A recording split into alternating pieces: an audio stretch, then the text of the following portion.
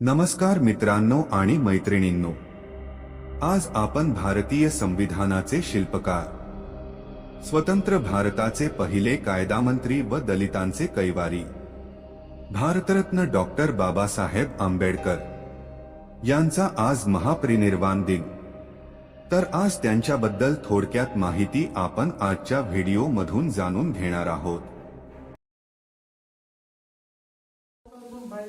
कामच करून घ्यायचं. किंबहुना जे वाढीचं दूध होतं, जे शिक्षण होतं, ते आपल्यापर्यंत कोणी येऊच दिलं नाही. भारत स्वातंत्र्य मिळाल्यावर सुद्धा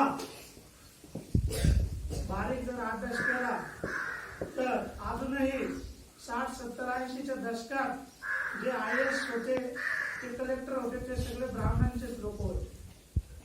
नंतर कुठेतरी शिक्षणाचा हक्क सर्वांना मिळावा, कुठेतरी मग आपला समाज हळूहळू शिकू लागला, पुढे जाऊ लागला. तरी आपली संकट दूर करायचं असेल तर त्यासाठी आपल्याला काय करावं लागेल? लढावं लागेल. काय करावं लागेल? लढावं लागेल. आणि केव्हा आपण लढू? जेव्हा आपल्याकडे ज्ञान असेल तेव्हा. बरोबर ना? बरोबर की नाही? उठायचं आणि लढायचं नाही. तर आपलं जर दुःख दूर करायचं असेल तर आपल्याला त्यासाठी लढावं लागेल. लढायचं असेल त्यासाठी आपल्याला शिक्षण घ्यावं लागेल. बरोबर आहे. आपण जेव्हा त्यांच्याकडे बघतो किंवा त्यांची प्रतिमा आपल्या डोळ्यासमोर ठेवतोय, ती केवळ एक पुरुष किंवा एक नेता किंवा एक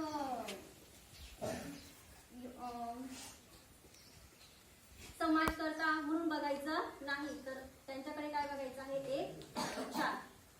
येते लक्षात? म्हणजे जो विचार आपलं जीवन बदलवू शकतो असा विचार आपण आपल्या डोळ्यासमोर डॉक्टर बाबासाहेब आंबेडकर यांचा ठेवायचा आहे.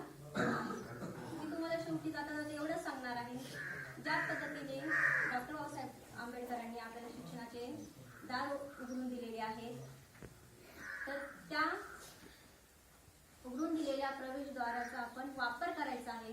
त्यामध्ये जाऊन एवढ्या अथांग सागरामध्ये जास्त नाही तर कमीत कमी आपण आपल्या हाताची एक मूठ एवढं जरी ज्ञान घेतलं ना तरी खूप काही आपल्यासाठी आहे.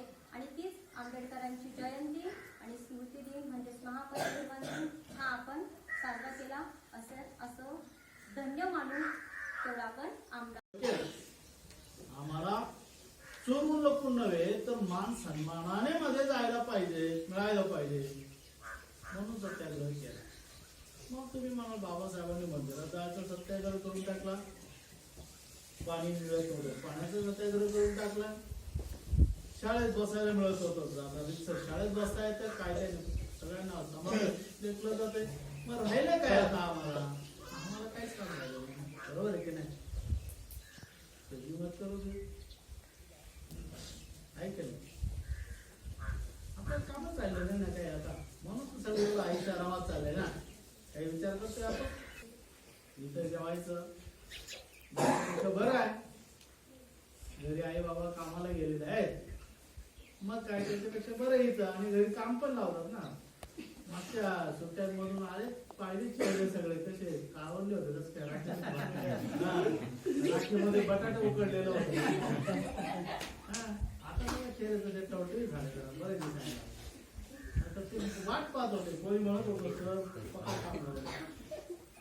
भात सोडून घेतलं, वजे व्हायला लावले,